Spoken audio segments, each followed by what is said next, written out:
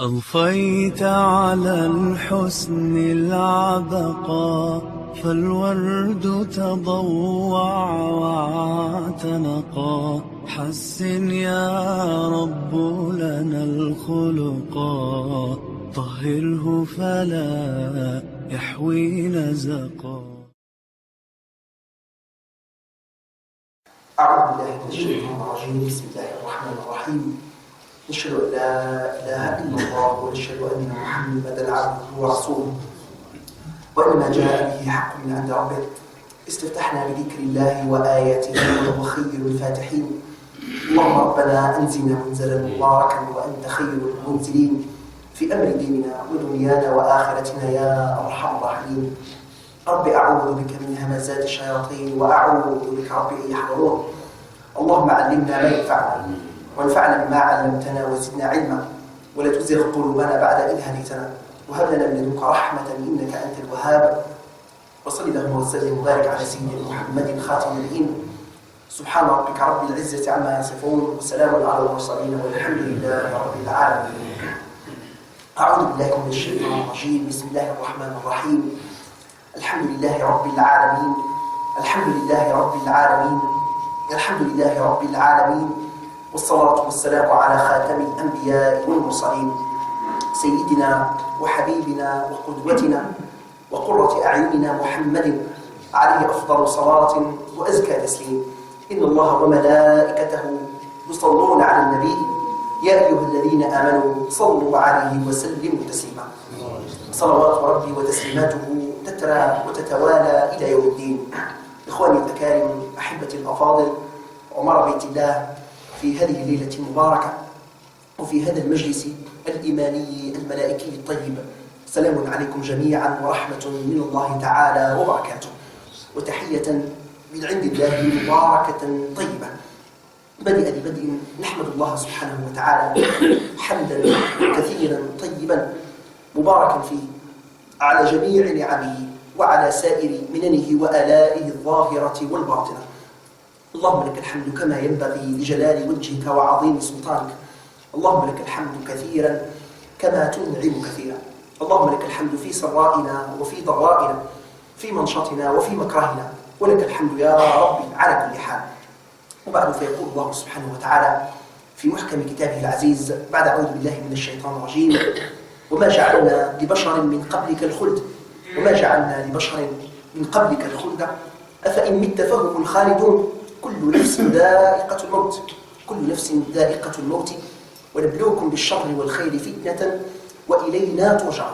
الإخوان الكرام، جميع النفوس وجميع البشر هم ذاهبون وآئلون إلى الموت.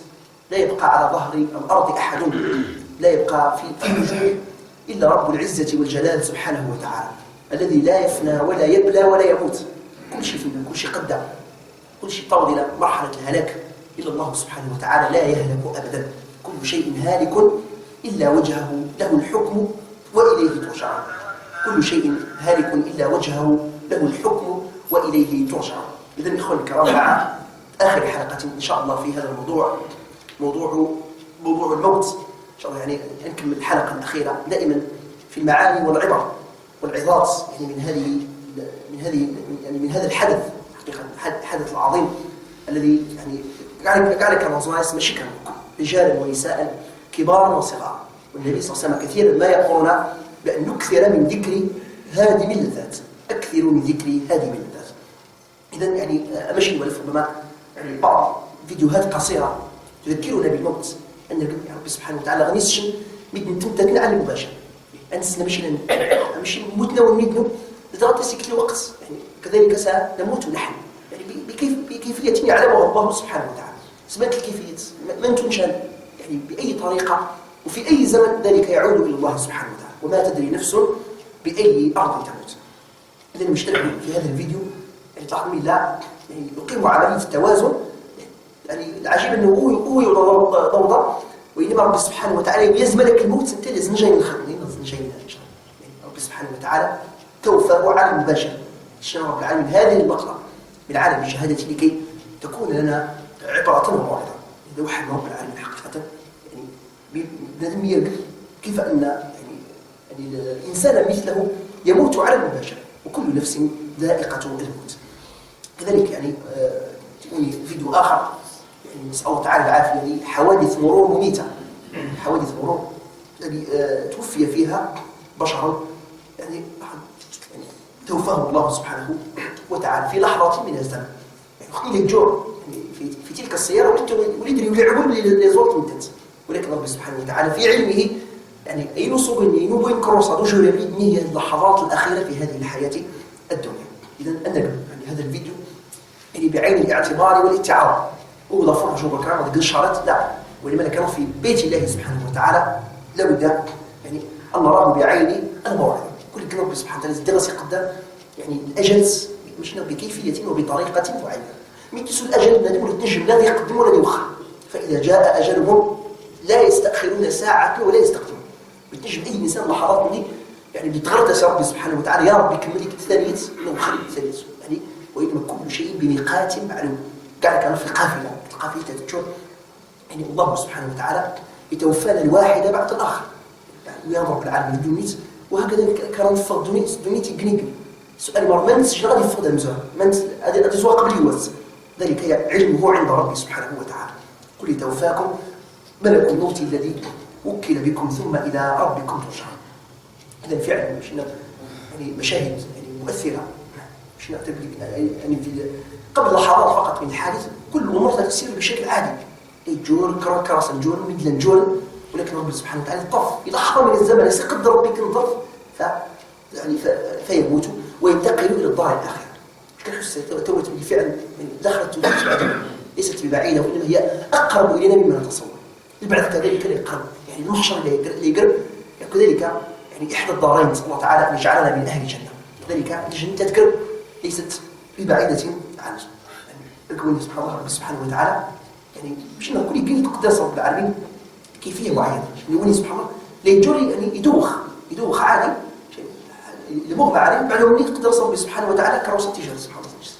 عجيب يعني كيف يعني تتنوع الأسباب، ولكن المغمى واحد كاتم تندكت خروج النفس هو واحد بين جميع البشر، ولكن الكيفيات سبحان الله تتعدد. طبعا بنادم دائما قال يعني ويتركز نقول لله كيفية هذه النسيس خطر يعني قشرة غير مهم، وإنما السؤال عظيم، السؤال جوهري أوسن نفسكم يعني في لحظات الموت، في لحظات فراق الدنيا، هل تكون نفسا مزكاة؟ هل تعدك نفس مطمئنة، نفس راضية مرضية كما وصفها الله تعالى في أواخر سورة الفجر؟ نقول عياذا بالله تعد يعني نفس خبيثة، نفس سيئة، نفس قبيحة. يعني هذا هو السؤال يدل إن بنادم غادي يركز ديس، غادي يخدم تنجز، غادي يعافر، يكرس حياته كلها كيف غادي يفر من هذه الدنيا وهو سالم غالبا، غادي يفر بالأجور بالخيرات بالحسنات، ويتفر ربي سبحانه وتعالى والعياذ بالله يسخط نفسه. إذا تنو يعني بعض الحوادث ربما هذه السنة سكسنا بعد سكسنا من قبل طبعا، ومثالها يعني أمثلتها كثيرة جدا في العالم. الغرب بمشي مدن لأن يموتون في كل يوم السكان رب العالمين نشوف إحصائيات يموت في أرجاء العالم تلقى حقيقة ربما مئات ربما آلاف تقدس الوقت ولا شيء يعني كما حملنا أناسا إلى المقابر كذلك سنحمل نحن في يوم من الأيام. إذن ربما يعني هذا يعني أو الفيديو اللي تشن هذه اللقطات وهذه مشاهد أخيرة في الحياة الدنيا. طبعا أول مشاهدة مجال الحياة الدنيا خطة تقنزك حياة أكبر وأطول في الدار الآخرة. تولي الحياة الدنيا تمشي قدام يعني شيء نفس الفغل اللي زوال تقدرت الأطول ويعني أكثر من ذلك. يعني سبحان الله العظيم كل ذلك بقضاء وقدر من الله سبحانه وتعالى. إنك ميت وإنهم ميتون. نسأل الله تعالى أن يتوفانا وهو راض عنا. نسأل الله سبحانه وتعالى أن يتوفانا ونحن مسلمين. يا أيها الذين آمنوا اتقوا الله حق تقاته ولا تموتن إلا وأنتم مسلمون. طبعا ما لن نختم من الفيديو يعني مشينا مثالهم كثير جدا. الناس مروا إلى يعني فيديو آخر من نختم سلسلة الفيديوهات باش ننتقل مباشرة إلى العرض. يعني أن الله سبحانه سكرات الموت على المباشر عشان يقول لنا دائما شيء يعني إلا في لحظات النزع الأخيرة. سبحان الله العظيم عشان يعني الروح تفق سبحان الله السلسلة يقد يعني فكان في لحظات من عالم الشهادة ثم أصبح في عالم يتعاشى عالم الغيب يرقب لحظات لا يعاين الملائكة بات ليقول رب العالمين لا سعيد إلى رب الملائكة الرحمة والعياذ بالله إلا مسخوط عنه والعياذ بالله لا يعاين ملائكة العذاب لتويل اللي يترقى اللي يستغيث اللي يشغل في تلك اللحظات قال رب ارجعوني لعلي أعمل صالحا فيما تركت باش نقول لحظاته تستحضر الليل في هذا الوقت المبارك اللي قاعد كان رسول الله ولا ينجو منها أحد أبدا إذا كان يعني إلى في لحظات النزع الأخيرة حتى يتوفاه الله سبحانه وتعالى. سبحان الله العظيم. إن شاء الله ندول مرة أخرى إلى عرضنا. إذا بدأ بهذا الشأن يعني القصيدة معروفة.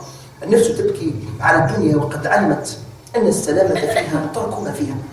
لا ضرر للمرء بعد الموت يسكنها إلا التي كان قبل الموت يبنيها فإن بناها بخير طاب مسكنه اللهم اجعلنا منه فإن بناها بخير طاب مسكنه وإن بناها بشر خاب بنيها أموالنا لذوي الميراث نجمعها وضوءنا لخراب الدهر نبنيها فرنسي إن شاء الله يعني ما بعد الموت بعد ما غادي يموت أدي جيد يعني متاعه ودوره عقاراته كلها يتركها للورثة من بعده أموالنا لذوي الميراث نجمعها ودورنا لخراب الدهر نبنيها أي الملوك التي كانت مسلطنة حتى سقاها بكأس الموت ساقها فكم مدائن في الآفاق قد بنيت أمست خرابا وأفنى الموت أهلها لا تركنن إلى الدنيا وما فيها فالموت لا شك يفنينا ويفنيها الموت لا شك يفنينا ويفنيها يعني هذا الشاعر الحكيم إلا يوصي بعدم التشبث بالدنيا فإنه شبكني الدنيا لطف المبالغ فيه في الدنيا يمرغي في الدنيا والعياذ بالله دوهب يعني يوهب الدنيا كل ذلك والعياذ بالله من أمارات الشقاء ومن أمارات الغفلة والبعد عن الله سبحانه وتعالى وإنما بنادم ما عاش يخدم الدنيا ولكن ديما تتصلخت إنا أخلصناهم بخالصة ذكر الدار وإنهم عندنا لمن المصطفين الأخير. إذن آخر نقطة نختمسيس في الحصة الماضية السير عن المقابر السير عن الدفن السير يعني عن ما بعد الموت تدفن ذلك الميت في قبره ويهال عليه التراب ويعني يوسد بالحجارة الدق بعد ذلك وحيدا فريدا في قبره لا أنيس معه ولا أخا ولا أخت ولا زوجة ولا صاحب ولا أمة ولا أب دق محدث أن يسجل رزق ربي سبحانه وتعالى. يعني السير عن المقابر السير عن الجنائز وحضورها إلى غير ذلك.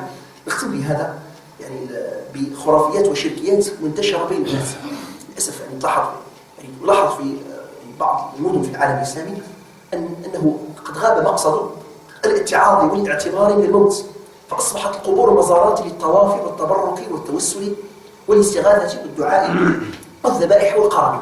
مثل بعض المناطق في العالم الإسلامي ربما موجود يعني بعض منها حتى في منطقتنا هذه يعني بيت نزوق المقابر ومش كده بالعبرة بالموعدة ومش كده قد تستحضر اللي ازداد عاد مكان أولئك هم الموتى ولزوق لهذه النية وإنما تزور للولي الفلاني للسفلان الفلاني إلى كذا إلى يتبرك إلى يتزكى يستغيث إلى وسي غرس إلى وسي غزل وعدات أما سنين خرافات يعني بدعيات وشركيات يعني عجيبة جدا قاعد يفهمون هذا كله خروج يعني وضلال عن سواء السبيل يعني الشيطان اللي يسمع هذه بنادم في المقصد عوضة تفكر تفكر دي المصيرس أن يزدهد في هذه الأشياء.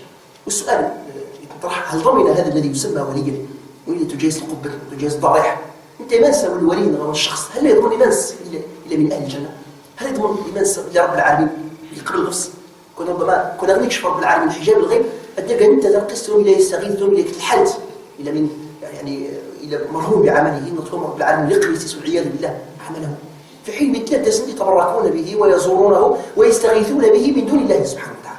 الشركيات يعني عجيبة شيء يعني عوض مش نبدأ بالعبرة من القبور ومن المقابر يعني أدق في هذه الأشياء لا موجودة في العالم الإسلامي عند بعض الشيعة وبعض غلاة المتصوفات وحضر بك طقوس بالنقفاز بالنركس في تلك القبور تجمعات قرابين يعني مواعيد كل ذلك ما أنزل الله تعالى به من سلطان. مش تلاحظوا في هذه الصورة هي نفسها موجودة عند اليهود ولادوا دايين في فرنبل خرجوا عن صراط المستقيم تجد لن ينغصن سبحان الله هذه البلديات كأوسي فغم من منهج الحق يفهم من الصراط المستقيم يعني تفوت في حياته بعض من هذه الشركيات وبعض كثير من أنواع الضرر.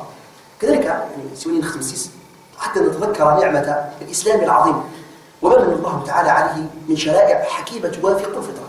نعمة يشرع ربي سبحانه وتعالى في الدفن مثلا، يعني ندفن بطريقة إسلامية، ندفن يعني تموت، يعني نصور موتانا في التراب، كنا نعمة من الله سبحانه وتعالى. طبعا تحسي سووني نعمة بين رشد اللي قشرة عادي، بس كلنا بيتم في العالم، حاول نقل بعض صور لبعض الضلال في العالم لديهم طقوس عجيبة مع الموت. بعضهم يحرق الجثث كالهند مثلا وبعض المناطق، يعني عوض تكرموا البلاد من تسير في الطاموس منها خلقناكم وفيها نعيدكم، حركة تندحرك تجنون بين جثث منين بين امنيتو اسشع الفوت بالعياذ بالله.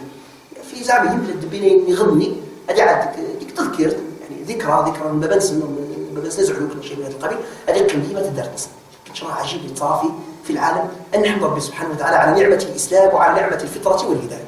وبعضهم يعلقها ما نقدر نعرف في الصور اللي هو يتعلق لعلق من تاويل المرض، وبعضهم يتركها لسباع الطير. بعض المناطق في العالم تسيء الى اعالي الجبال تنشد الطيور، الطيور جارحه جدا، وبعضهم يحنطها، يعني تجد جثه محنطه كبعض الفراعنه مثلا. باش نحمد ربي سبحانه وتعالى على هذه النعم العظيمه. جميل. راح نصور من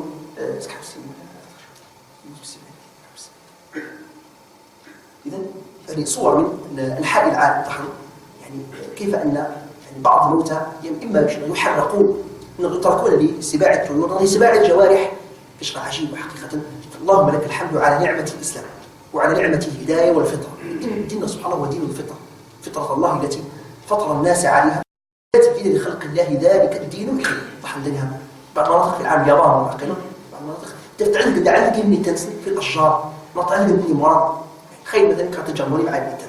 الحمد لله رب العالمين استخدمت على الطريقة الإسلامية دفن السرد ويعني نطهر حتى يعني بعد ذلك يعني نسوي سوء الطهر. تقولي سبحان الله آخر ما قرأت في هذا الموضوع، موضوع الموت، يمكن موضوع شاسع وواسع بالتالي عجائب وغرائب حقيقة.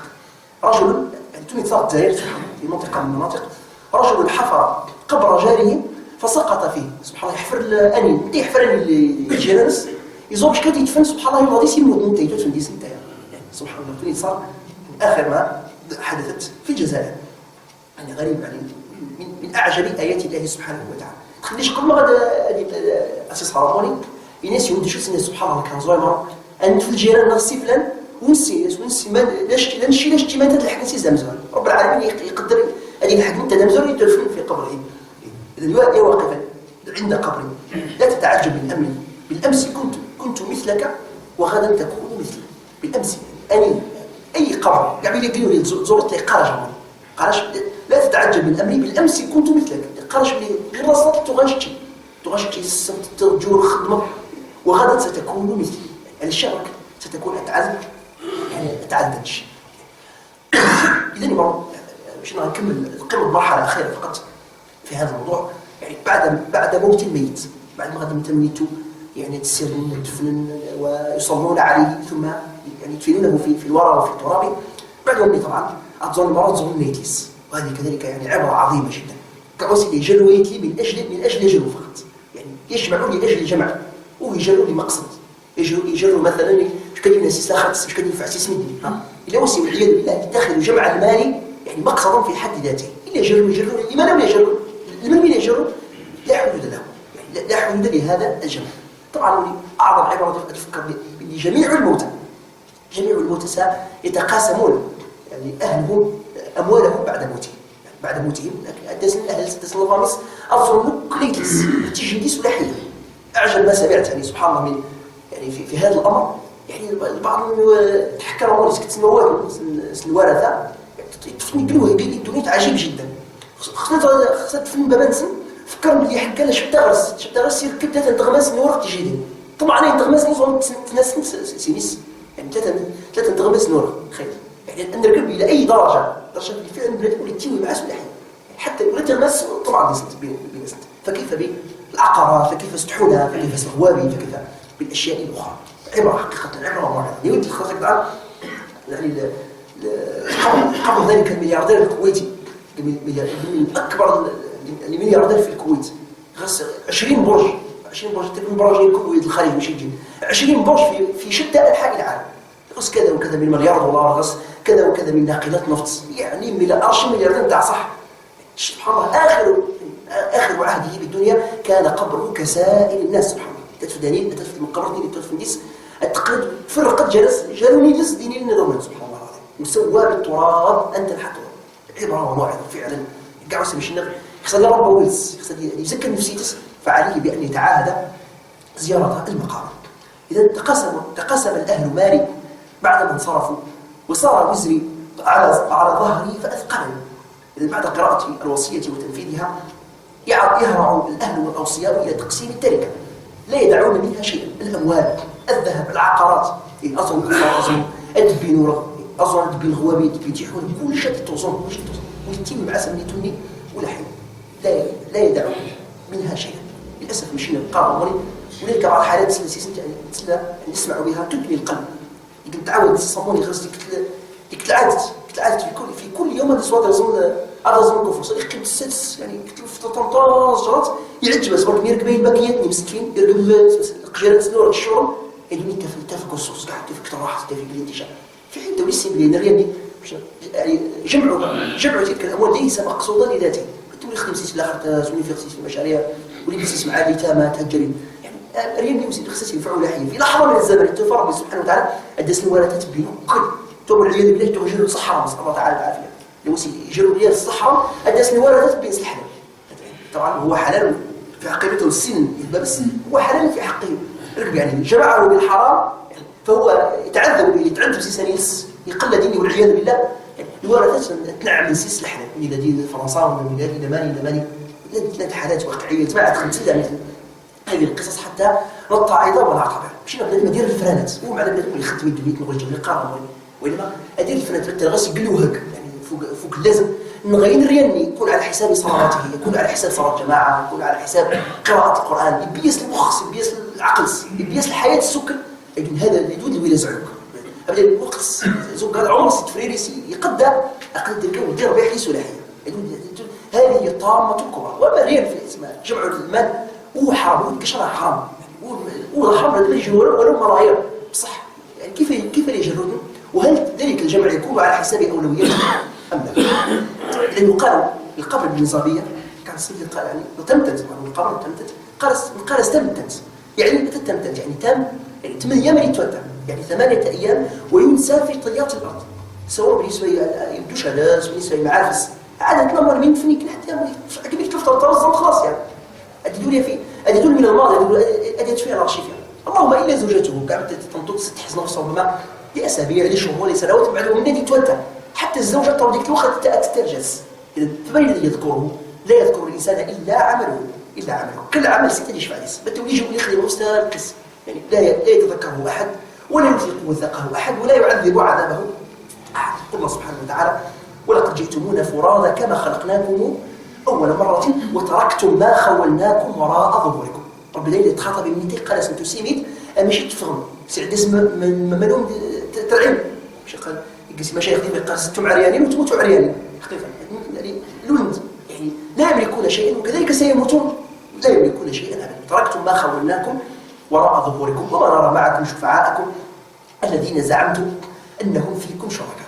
إذن حال الدولة يعني بعض الصور يعني كي تكون لنا عبارة موعظة بالسنة المرتي ولا كتحمت ولا كتغابت ولا كدوزين ولا كتيني مع سلاحية إلا عمله الصالح. نسأل الله تعالى أن يرزقنا أعمالا صالحة يعني نموت عنها. إذن يظن المغرور بالدنيا اللاهث وراء حطامها أنه لا يمكن أن يغيب عن متجره أبدا.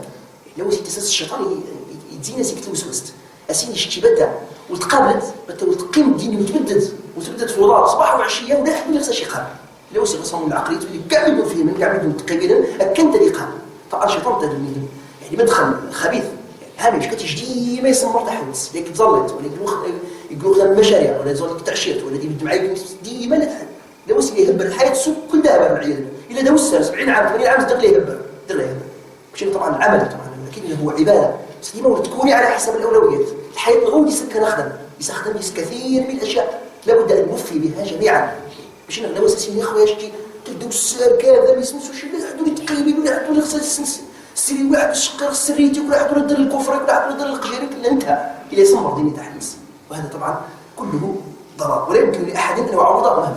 العجيب بين ربي سبحانه وتعالى يتوفى الله عز وجل الدواء يشرب بالعبره المدنه الدواء ربي وغسيل تحت الشمر وجاب ماشي التوي تتولد التوي يتصير طمون يسكت عقيت من تولد بكري نغتر الى حين ربما الى مسين تخلف يعني نظرا يعني الوضع الاقتصاديه الدواء ربي بن شاب كذا قافز طاير تعرف نت تقلب قاعد تونجت تشرب بمثل بالشيء ونت في القلب لا يحد يتصير اتي رب العالمين الدواء يعني اذا تصد عليه مش كما نقول لك اللي الشيء بدا هو الشيء في الجو لا انت قادر ولا شيء وش شيء ديال انشتينا يقول حتى عجبني ديما يقارن عيني تلاقيت كذا وكذا كذا مسح الدوميد والدوميد كيف الدوميد هنا تمتد اين تمتد باش الدوميد لان انت نبات وتلاقي وكذا عشان اقصد كذا وكذا كذا مسح الدوميد حقيقه الدوميد لا احد الدوميد في اي منصب قاعد يزعل عليك التعشيرين يزعل عليك المناصب يزعل عليك يعني المسؤوليات كلهم لا يدوم احد ولا يبقى الا الواحد الاحد الفرد الصمد لا اله الا هو سبحانه وتعالى. اذا نطلع كل هذه الاشياء لا يبقى فيها الانسان سياتي يوم وسيغادر. تعمد الدواء هذه الصور مش قاعد تفكر ضغط تستحدث تفكر تحمل تستحدث تفكر دوزينس مش كون تعودي وتكون يولي مش ما ينصحوا به العلماء الربانيين دنيا تتحفر وتقدمي في السن بعدين يستغلها ويستخدمها ويوظفها بصح تدفول السنه تدفول تاع الكارثه اللي عاد ندم ربه الدنيا وربه الدينار والدرهم. رب سبحانه وتعالى نصفه ونطلق من حب الدنيا وأن يعلقها بحب الله عز وجل إنها حب الدار الآخرة الزاعة للشوى تدعو من أدبر وتولى وجمع فأوعى عياذ بالله من أصناف الأشقياء ومن صفات أصحاب جهنم يجمعوا فيوعي يجروا في الأوعية يجروا لي كونت بالتعبير المعاصر يتشارى لي كونتس يتشارى لي كونفرنس يتشارى تخزاينس من غير مقصد من غير هدف وإنما لمتعة الجمع فقط نغوص يبنى الحاجة يبنى فقط المباهات يبنى المكاثرة غسلات 4 داني صلحت نغلي زيطاج الخطوة ناني غرس 7 لي زيطاج يعمر يكتسن يضل كاع انت يوضب فلوس 7 لي زيطاج درت يبدا لاي غرض لاي هدف لو سي شنو غرس هوس الدنيا هوس البناء هوس التريب بالتعاود فاينانس زباين قال سبيدلت اتيك الشروط كل ساعه كل ذلك مرض والعياذ بالله يسمى مرض حب الدنيا كل ذلك من ضعف الايمان بالاخره ومن ضعف استحضار المذكور يفكر يزدغز ولا جنونين لا انيس فيه ولا صديقه ولا اخو تيم مع سلاحيه ادفرينا يعني افكار تفرينا بنادم يتعالي تكون على المقصد تكون والكرم يستمتع حقيقه يستلذ بالدنيا يستغل الهوامس يستغل كذا بصح ديما اوس معلق بالاخره تخلي قاعد ينفق يتشم عندنا خاطر السم اللي دغد العيد يشتت ما هي الا سنوات تبدا قاعد يزعلوا كاليس في منزل الضلال اخرتين يعني ما هي الا سنوات وحتى يعني يترك كل ما جمعه من اموال ومن عقارات ومن بساتين ومصانع الى غير ذلك بل حتى الزوجه كان طبعا مع هذا الشعر شان قصيده ليس الغريب فهمنا نعم يعز ساعات يسمعاني رائعه جدا. اذا نكمل الموضوع واستبدلت زوجتي بعلا لها بدني وحكمته في الاموال والسكن يحكم كاع ميتو لي السوا قابل الاولاد ولا تنطط تثبت لي كنوجه خلف دقيقه متيسيتو تنطط تدخل طرزنت تشد الدنيا يموت ترجس خلاص انت تقدر فتره العيد التس غتصبت من الجهاز تقبل خلاص تملش تعيش حياه سعيده تعاود كل يعني التسامح فتوميتك باش وما يتبعوا تعاود ان تعيد حياتها من جديد ولا تحزنوا على ذلك الزوج يعني طبعا المشاعر قيمتها بصح ولا خصك تحزن فين جالسه تبدل توقف حياتها من اجله تمسك قال واستبدلت زوجتي بعد لها بدلي وحكمته في الاموال والسكن توتي ذا الغرس يعني انا بشق ذلك البعل يكون محل لزوجها في بيته بل في غرفته بعد الى غرفته حتى الزوجه التي هي اقرب ما تكون للانسان يغشاها الحزن ايام وربما اسابيع ولكن ما تنتهي عدتها ويتقدم لها احد الخطاب حتى توافق ناسيه من زوجها القديم في طغايا قبره. طبعا قاعد نفسي تعلم يعني يخف منه التعلق بالدنيا ومشتهيات الدنيا ومغريات الدنيا يتفكر ديال الاخرت ستولا يعني قاعد نتجاوز 40 قال العلماء من تجاوز 40 فقد دخل سوقا من اسواق الاخره خلاص قاعد يجاوز طبعا يعني اي انسان يعني ولو كان شاب ما عاد فكرت من كنت بس قاعد خلاص 40 50 60 عام تستقل بعضهم تلاحظ في الواقع للاسف تلاقي بعض النساء بعض يزعلك يسامحني طبعا التأويل تاع اكيد بتعمم صح لنا انت بديز على شبك الدنيا وجهه الشباب تفشاب يعني وارع تشد الدنيا تفد وارع يقول ربي الى يعني تولت مسلمين لا تعمر تمجدها الى غير ذلك تبداو 60 عام 70 عام لا خاطر تكزيستا كاع وتلي لا جونلاس كاع وهذا كله غفله وضلال عن اتباع الله عز وجل. اذا يعني ان الموت باختصار هو مصادره شامله. يبقى هيك ديما المشايخ قالوا تمدد يعني عباره عن سيزي جينيرال مثل التمديد كاع مين يموت تسيزا كل سينسك الوراق يزرع براسوس الريال زدور كل شيء تسيزا في لحظه واحده وستو ببعض الريال كل شيء تسيزا. مصادره شامله لكل ممتلكات الانسان في لحظه واحده. مش نرقب اضواء ساعه نداوي السلعات كل سيزي كل مثل ما يقع في مصلحه الجمارك بالنسبه للسلع غير القانونيه. اذا يقول هذا الشاعر فلا تغرنك الدنيا وزينتها. اخر ابيات في هذه القصيده الرائعه فلا تغرنك الدنيا وزينتها وانظر الى فعلها في الاهل والوطن. انظر الى من حوى الدنيا باجمعها. رب العالمين شنو بعض الملوك بعض الرؤساء الذين توفوا مؤخرا يبقى الجنسيس نغصب 40 مليار دولار يموت الكونتس 40 مليار دولار يصدق عليه هذا البيت. انظر الى من حوى الدنيا باجمعها هل راح منها بغير الحنط والكفن. وخيفز الدنيا هيفغ سكنش راه خلاف يعني ذلك الحرط اللي الخرنين والكفني اي تدريوني هل خرج بشيء اخر يعني مما اكتسبه مما اقتناه في حياته الدنيا. يا نفس كفي عن العصيان واكتسبي فعلا جميلا لعل الله يرحم. يدل قاعده القصيده كيف نكف عن العصيان ونكتسب فعلا جميلا عسى الله سبحانه وتعالى ان يرحمه. يا نفس ويحك توبي واعملي حسنا عسى تجازين بعد الموت بالحسن. اذا لماذا تتكبر ايها الانسان؟ كما شاء الله في اخر اللحظات يعني هذا الموضوع نختم بحمد الله تعالى في هذه الحلقه ونواصل ان شاء الله نبدا في موضوع الاسبوع المقبل. لماذا تتكبر ايها الانسان وسوف تاكلك الديدان؟ العدد بدون مره اخرى الى الميت الى مسوي يسمر ان بعض الصوبات تدي نيتو بعد ما تسس انيس وسوف تاكلك الديدان. ولماذا تطغى وفي التراب ستلقى؟ ولماذا تسوف الغفله وانت تعلم ان الموت ياتي بغته؟ اذا هذه صوره شنيعه يعني اي انسان درس صار مونينيلس ولو كان يعني ملك جمال ملكه جمال مهما بلغ جماله وزينته تغنى تنصح كان يتفنن في تزيين جسمه هندامه انيلس درس صار مونينيلس يقول يعني رب سبحانه وتعالى غرس نفسك شوي اول ما يسلط الله عليه ديدان والبكتيريا وهواء من الارض هذا تنتفسي يتاكل يعني انا تولد يخسن كذلك تخلي يتوشن اضرب ديك المرحله سبحان الله فيكون ترابا ويختلط بتراب الارض. هذه تولد يجي سبحان الله العظيم يعني مش قد يسوق ربي سبحانه وتعالى بعد ذلك مره اخرى من التراب. اذا اخي لا تنسى يوما يتقاتل فيه الدود على جسدك ليأكلك. ربكم يعني كاع وسيله يعني لا يطغى في العالم لا يتجول لا يقتل لا يسفك الدماء لا يعني ياكل ارزاق الناس خير حدا اسمها غرس هذه المعاصي وهذه الموبقات كنا غير نفكروا لحظه الموت يزداد تسلسل ويهجم عليه الدماء.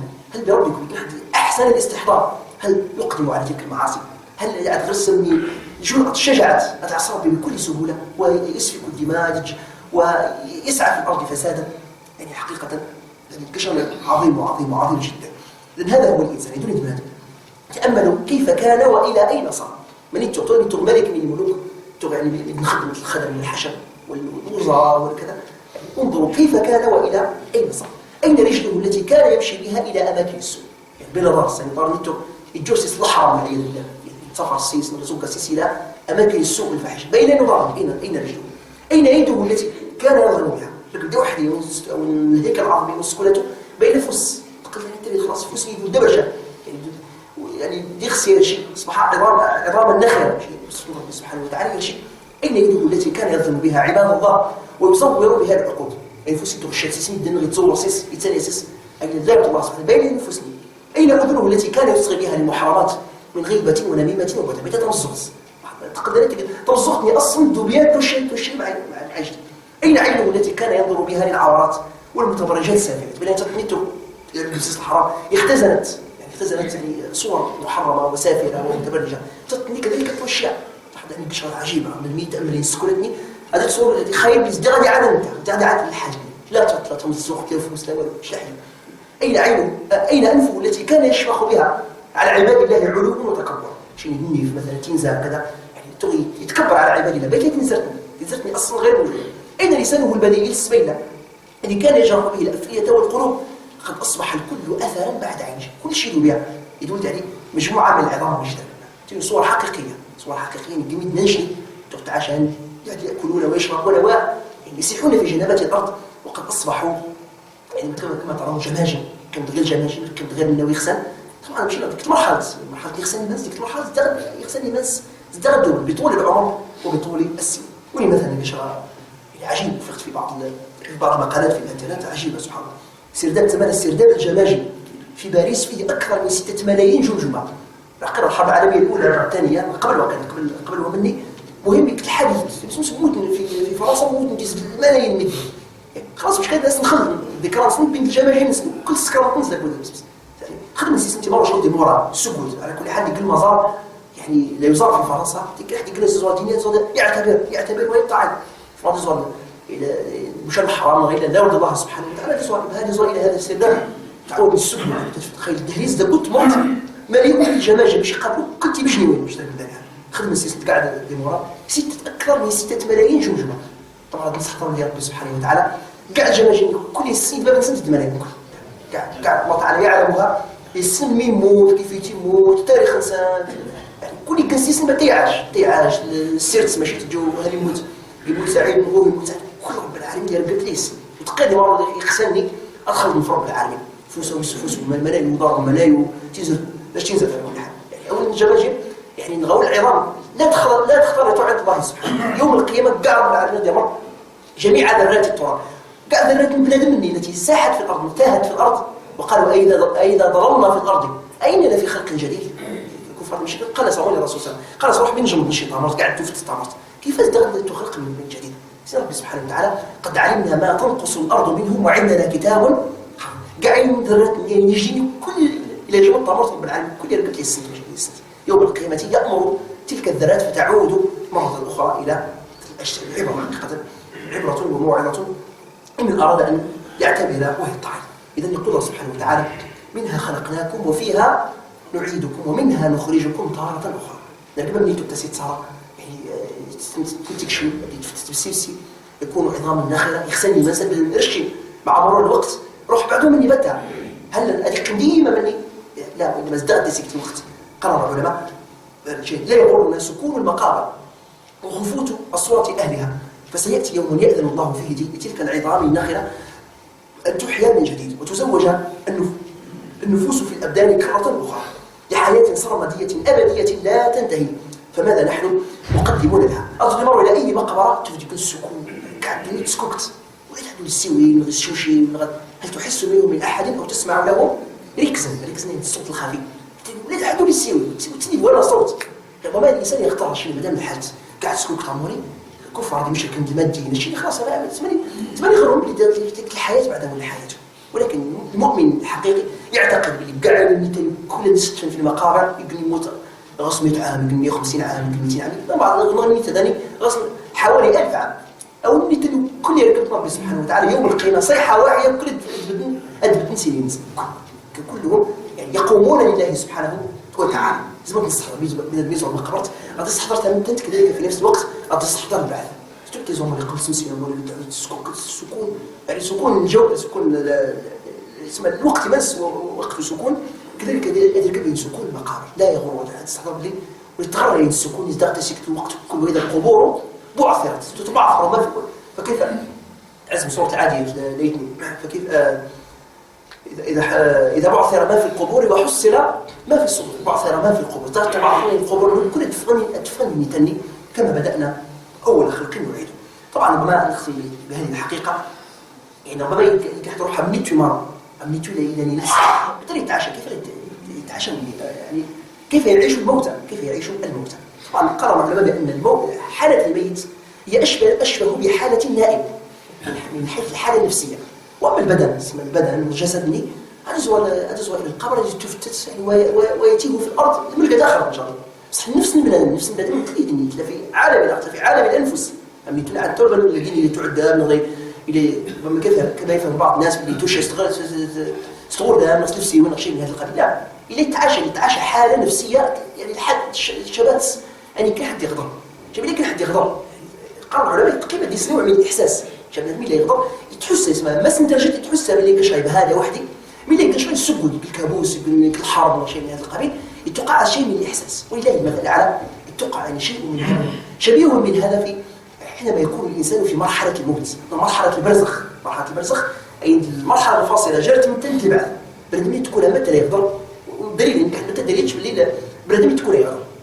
الله سبحانه وتعالى حكى في سورة ياسين يعني الكفار يمشرك بالتشنسين المتقارن قالوا يا ويلنا من بعثنا من مرقدنا، يا ويلنا من بعثنا من مرقدنا. دليل بلي الحسن لا متى تغطسنا متى تغضر. طبعا وسيله سعيده رب العالمين شنو سجن مشاهد يقلب السيون بها الحلم بصح ما تيقلح والعياذ بالله يعني شقي ومغضوب عليه الا قلت كوابيس رب العالمين شنو ياس نوافذ الى جهنم يعني تبريبار رب العالمين والعياذ بالله يعني اي جهنم نفسيا قمر تلف ماديا في لحظه البعث. نسال الله تعالى العافيه ربنا يعافى في الدنيا وفي الاخره في مرحله البرزخ خاطر يدغطاس جرى او دنيتو غادي يقلب باساج ما هي الا نقطه عبور نجلس كرا منين ندم ساسيت تزور من مكان الى مكان تجلس كان التمدين تبغى لي ساعه ساعتين تقوم ولا جلس ساعه تقريبا في مدينه اخرى. دنيتنا كان غمون يعني كان في مرحله مؤقته جدا جدا وانما يقرروا تقل السفر كنت مرحله تزعل الحياه صح الحياه ما تبدا بعد تمدت شنو الشقي يوم القيامه يقول يا ليتني قدمت لحياتي، يقول يا ليتني قدمت لحياتي خاطر تحس باللي حياته التي يعيش بها في الدنيا ما هي إلا حياة ظرفية، ما هي إلا حياة مؤقتة، والحياة الحقيقية تبدأ الخرج فعلا. يا ليتني قدمت لحياتي فيومئذ لا يعذب عذابه أحد ولا يوثق وثاقه أحد. يا أيتها النفس المطمئنة ارجعي إلى ربك راضية مرضية. نسأل الله سبحانه وتعالى العلي القدير في هذه اللحظات المباركات الخاشعات أن يتوفانا ونحن مسلمين يعني لله تعالى، مسلمين خاضعين مطمئنين بذكر الله تعالى، مطمئنين بطاعته.